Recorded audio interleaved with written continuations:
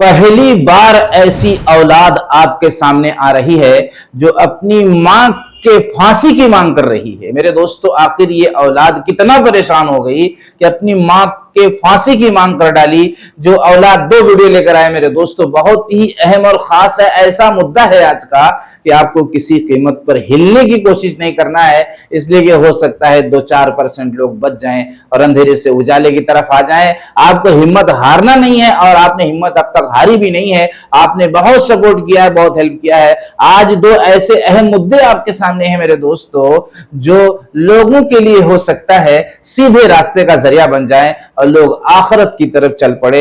एक तो ये कि इस बच्चे ने फांसी की मांग कर डाली अपनी मां के लिए। क्यों, क्या वजह थी, जिसको आप जानते भी होंगे लेकिन इसकी जुबान से आपने सुना नहीं होगा। और दूसरी वीडियो में जो आप देख रहे हैं, एक औरत साड़ी पहने हुए, सर पर दुपट्टा उसके मौजूद है। ये पहले मुस्लिम थी, अब जो है ये हिंदू बन चुकी है। किसी हिंदू के चक्कर में ये अपना धर्म छोड़कर उसकी मोहब्बत में कुर्बान हो गई। अब उसके बाद जब उसने इस्तेमाल कर लिया, उसने यूज कर लिया, अब वो क्या कह रहा है कि मुझे तुझे नहीं रखना। अब वो क्या कर रही है, अपना हक मांगने के लिए उनके दर पर पड़ गई, उनके दर को नहीं छोड़ रही है और रिक्वेस्ट कर रही है कि मेरा हक मुझको दे दो। लेकिन घर वाले कह रहे हैं कि भाग, तेरा क्या है अब यहां पर, हट। आपको वो वीडियो भी दिखाएंगे और एहसास दिलाकर अपनी बच्चियों को बचाने की कोशिश करेंगे, जिन बच्चियों को समझाना इतना मुश्किल हो गया है कि जितना जानवर को समझाना मुश्किल नहीं हुआ। हाँ मेरे दोस्तों, आइए पहले इस बच्चे की जुबानी सुनिए जो अपनी मां के फांसी मांगने पर मजबूर हो गया। आइए उसके बाद दूसरी वीडियो की दास्तान आपके सामने रखने की कोशिश करेंगे और तमाम बच्चियों को, हिंदू मुस्लिम सिख ईसाई जितनी बच्चियां हैं, सबको एहसास दिलाकर और उनकी जिंदगियों को बचाकर और खुशगवार बनाने की कोशिश करेंगे। जो घटना हुई है उसकी जानकारी तो आपको होगी ही। आपके पिताजी अब इस दुनिया में जो है वालिद साहब नहीं रहे, जानते हैं। तो उसका जो कातिल है वो आप, बड़ा ही दुर्भाग्य है कि उसका कातिल कोई और नहीं, आपकी माँ है। उसके लिए क्या मांग करेंगे? सजा होना चाहिए ना सर? कानून से फांसी का सजा होना चाहिए। तो यहां पर देर न करते हुए मेरे अजीजों, मेरे दोस्तों, इस मां का जो अंजाम होने जा रहा है, जो सोच लोगों की पैदा हो, आपकी आंखों के सामने है। ये दिन कैसे आया आपको बताने की जरूरत नहीं। पिछली वीडियो में हम ये दास्तान रख चुके हैं कि उस शौहर जो अपने घरों को छोड़ देता है, अब बेपरवाह हो जाता है कमाने के चक्कर में, गाड़ी और बंगलों के बनाने के चक्कर में, और 20-20 लाख 15-15 लाख अपनी बच्चियों के दहेज में खर्च करने में जब मशगूल हो जाता है, तो औरतें इसी तरह बेबाक हो जाती हैं, बेपरवाह हो जाती हैं। फिर उनको किसी की परवाह नहीं होती, जिसका अंजाम आज अपनी आंखों से आप देख रहे हैं। अब आप आइए उस औरत की आप बीती सुनिए, उसके बाद मेरी फरियाद सुनकर जाना मेरे दोस्तों। हो सकता है 100 में से 1-2% लोग समझ जाएं। घर नहीं है, द्वार पर लोग जैसे चिलकोड़ से द्वार पर उन्हें नहीं सबको पता है ना।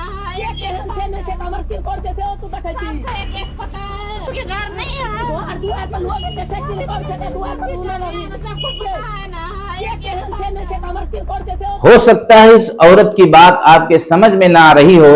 खुलासा यही हुआ है कि अपने हक को मांग रही है, कह रही कि मुझे थोड़ी सी जगह दे दो रहने के लिए, अब मैं कहां जाऊंगी, इसलिए कि मेरे घर वाले मुझसे नाराज हो चुके हैं, मेरे रिश्तेदार नाराज हो चुके हैं और ये होना भी चाहिए। इसलिए मेरे दोस्तों वो थोड़ी सी जगह मांग रही है, लेकिन उसको थोड़ी सी भी जगह, थोड़ा सा भी हक देने को तैयार नहीं इसके घर वाले, और इसको वापस भेजना चाहते हैं। आप जरा सोचिए और इस वीडियो को शेयर करिए उन बच्चियों तक जो मुस्लिम होने के बाद गैर मुस्लिम के बहकावे में आकर अपनी जिंदगियों को तबाह और बर्बाद कर देती हैं और ईमान का सौदा कर लेती हैं।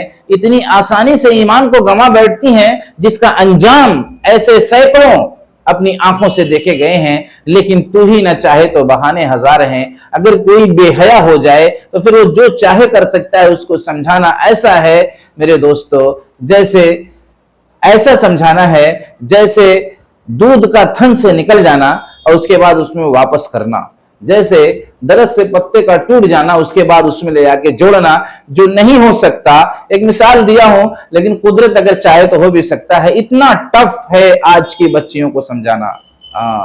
ईमान का सौदा इतनी आसानी से ईमान का सौदा हो ही नहीं सकता।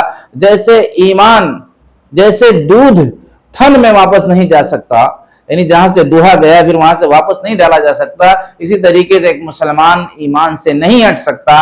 ये ईमान की कैफियत और ताकत होना चाहिए जिस ईमान के लिए सहाबा ने अपनी जिंदगियों को कुर्बान कर दिया। हज़रत खब्बाब रजी अल्लाह तआला अन्हु की कमर जब किसी ने देखा तो कहा कि मैंने ऐसी कमर किसी की नहीं देखी। इतनी तकलीफें पहुंचाई गई कि कमर में बड़े बड़े खड्डे हो गए और उन्होंने कहा कि मैंने अपने कमर की आग को खून और चर्बी से बुझाया।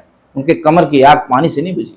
हाँ मेरे दोस्तों, ऐसी तकलीफों में जो है तेल के खौलते हुए कड़ाहे में डाला गया, फांसी के फंदों पर लटकाया गया, गर्दनें उड़ाई गई, लेकिन उसके बाद भी ईमान का सौदा नहीं कर रहे हैं। कहते हैं माल का पता पूछा जा रहा है तो माल का पता बतला देते हैं और लुटा देते हैं अपने महल को, अपने जायदाद को, अपने खजाने को। लेकिन ईमान पर जब बारी आती है तो मारने वाले थक जाते हैं। एक एक दिन मारते हैं, नंबर आता है, नंबर आने के बाद थक जाते हैं, लेकिन अपने ईमान से टस से मस नहीं होते। ये है ईमान वाले की ताकत, इसको कहते हैं ईमान। और आज हम इतने खुशबू से ईमान के साथ जिंदगी गुजार रहे हैं। ऐसी हरकतों से बाज आए, अपने अल्लाह अपने रसूल पर भरोसा रखें, अपनी आखिरत वाली जिंदगी को सामने रखकर जिंदगी गुजारें, इसलिए कि इसके बदले में जो जन्नत मिलने वाली है उसको किसी ना आंख ने देखा, न किसी के दिल में कभी ख्याल आया। आज दुनिया, पूरी दुनिया मिलकर एक सोने का कमरा नहीं बना पाती और जन्नत में सारे कमरे सोने और चांदी के, जवाहर के, मुश्कंबर के। मिलते हैं नेक्स्ट वीडियो में। हमारी बहनों का अल्लाह तबारक व तआला समझ अता फरमाए और हम लोगों को जरिया बनाए इन तक वीडियो के पहुंचाने का। अस्सलामु अलैकुम व रहमतुल्लाहि व बरकातहू।